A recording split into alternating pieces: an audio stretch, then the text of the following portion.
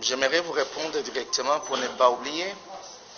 Vous avez parlé de menaces, mais vous savez, madame, qu'on ne peut pas lier cela à la candidature de quelqu'un aussi longtemps que le candidat n'est pas concerné aux menaces en question.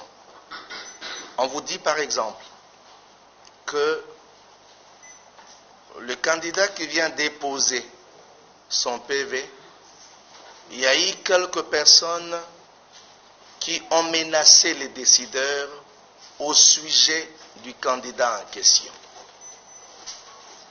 Je crois que, juridiquement parlant, ou encore pour être juste, parce qu'il y a un problème d'injustice aussi, il faudrait établir le menace en question, établir le lien de ces menaces avec la personne qui dépose sa candidature. Ça peut être une personne qui veut nuire, n'est-ce pas, à la candidature du concerné. À ce moment-là, on ne sait pas établir le lien avec la personne qui dépose bonnement sa candidature. C'est comme ça que j'ai dit. Dire que la personne est directement concernée, ce sont des rumeurs. Parce que le menace, quelques-uns les ont subis. Mais c'est établi parce qu'il y a des confessions qui ont des problèmes au sein d'elles.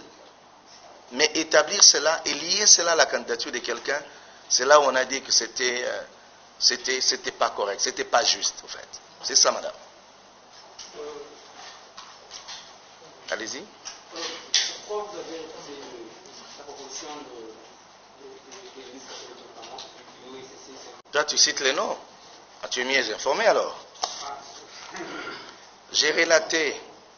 On n'a pas. Ils ont proposé ça quand? Je vais vous dire ici. Quand vous proposez, si on propose à ce que vous soyez punis dans quelque chose, nous allons seulement accepter sans toutefois être sûr de ce que l'on dit de toi et établir réellement la cause. C'est ce que nous avons dit. C'est-à-dire, on ne voyait pas la raison qui pouvait faire à ce que l'on puisse mettre de côté ces candidatures parce que ces personnes, à notre avis, n'étaient pas directement concernées par les soupçons et les allégations à leur intention.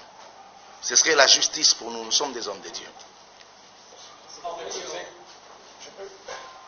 Je préférais, quand vous parlez, vous présentez d'abord et puis on peut connaître vous. M. François Lokola, journaliste SMR 13 Télévision.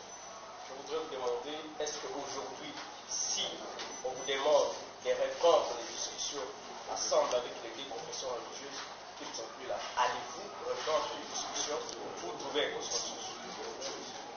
J'ai dit, ça a été déjà fait. Pour la deuxième. Mais allez proposer là-bas si ça va être fait. Parce que nous sommes en train de courir après le temps. Vous savez que nous avons des choses à faire dans le pays. Nous n'avons pas que ça à faire. Je crois que nous avons traité ces sujets ensemble à 8 ces jours-là. On a compris entre nous, dans une fraternité commune, qu'on ne peut pas regarder dans la même direction par rapport à ces sujets. Alors, on met de côté ce qui nous divise, on prend ce qui nous unit. Et cela ne veut pas dire qu'on est séparés, divisés, non, non. Ce sont des options que nous ne savons pas prendre ensemble. C'est au fait la prise de position qui ne nous divise pas, qui ne nous déchire pas, en fait. C'est ce que je voulais dire. Voilà. C'est le fait que ce Mike Pacote pour le groupe des médiateurs des centres nous pouvons avoir prochainement d'autres occasions d'y s'appuyer. Non, vous parlez de plusieurs choses à la fois, il ne faudrait pas faire l'amalgame. J'ai dit ici, vous posez la question si nous allons rester ensemble ou pas, mais on est ensemble, je vous dis. On n'est pas déchirés, on n'est pas divisés. Nous avons un président de la plateforme qui s'appelle Monseigneur Outembi.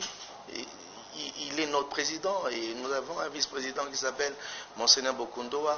Il reste en train de nous diriger. Mais par rapport à une prise de décision, démocratiquement, nous n'avons pas pu dégager les mêmes options ce qui est aussi respectable. Ça ne nous divise pas, ça ne nous déchire pas, s'il vous plaît. On reste ensemble, on est unis. Mais moi, je comprends que normalement, théoriquement, vous êtes ensemble. Pratiquement, vous êtes divergents. Non, non, non, non. C'est ce que nous voyons. Si vous comprenez les choses comme ça, mon frère, là, vous faites mal le travail. Nous sommes dans une règle démocratique. C'est-à-dire, on n'est toujours pas obligé de regarder à la même direction pour une prise de décision. Un point peut nous séparer, mais un autre nous unir. On n'a pas que ça comme travail. Ce que les gens ne comprennent pas. La plateforme a beaucoup de choses à traiter dans l'unité de ce corps. Il n'y a pas que la désignation. En ce qui concerne la désignation, comment voulez-vous que tous votent le même candidat? C'est pas faisable. On ne peut pas avoir 8 sur 8. Avez-vous déjà vu un candidat, président de la République, même ou député, être voté à 100%? Ça n'existe pas. Il y a toujours des gens qui disent, nous ne partons pas, nous prenons à gauche, d'autres à droite. C'est la démocratie. En fait, prenez les choses comme ça. Avec une petite sportivité, on est ensemble. On n'est pas divisé. Il ne faut pas passer ce message. On n'est pas divisé, on reste respectueux à l'égard des autres. On est ensemble. Ce sont les points de vue qui se divergent. C'est la loi de la majorité. Hein, comprenez, c'est la loi de la majorité. C'est ça. Il faut mettre la politique de côté. Nous ne sommes pas des politiques et nous ne sommes pas en train de faire la politique. Bien entendu, nous accompagnons les politiques. En ce qui concerne notre tâche et responsabilité, nous faisons la désignation par rapport aux valeurs que le candidat incarne. Et bien entendu, nous tenons compte de la technicité compte tenu du temps de celui qui peut bien faire le travail. Et ça, c'est tout à fait normal. Et que nous puissions, à un certain moment, avoir des avis partagés. C'est normal, c'est la loi démocratique. C'est ce que j'envisage de l'avenir. Mais c'est ça même la démocratie. On peut être ensemble, mais il y a des points qui nous divergent, des points qui nous différencient, s'il faut me le dire comme ça. Mais on reste ensemble en tant que corps. Le travail que la main fait, le pied ne le fera jamais. La taille de la jambe, le nez ne l'a pas. C'est un corps. Et nous parlons association. Vous êtes ensemble, pasteur, mais vous avez des rounds à round sans... De quoi? Des rounds à round. Vous avez des concertations en concertation sans qu'il y ait des bonnes conclusions. Jusqu'où on va aller avec ça? Round à round, il n'y a pas de bataille. Pour parler de round. Ok? C'est un débat d'idées et de pensées. Je crois que c'est tout à fait normal qu'on arrive à un point où ta pensée domine la mienne. Et aux forces des cas, comme a dit mon collègue, monseigneur, c'est la majorité qui remporte, même si ce n'est pas moi qui trouve gain de cause, mais parce que c'est la majorité, je sais quand même être sportif pour dire, bon, bah, je n'ai pas remporté, c'est normal. Mais cela ne peut pas nous diviser. Et peut-être les gens ont une autre idée. Écoutez, nous sommes des serviteurs de Dieu. Et aujourd'hui, nous devons nous retrouver pour d'autres choses.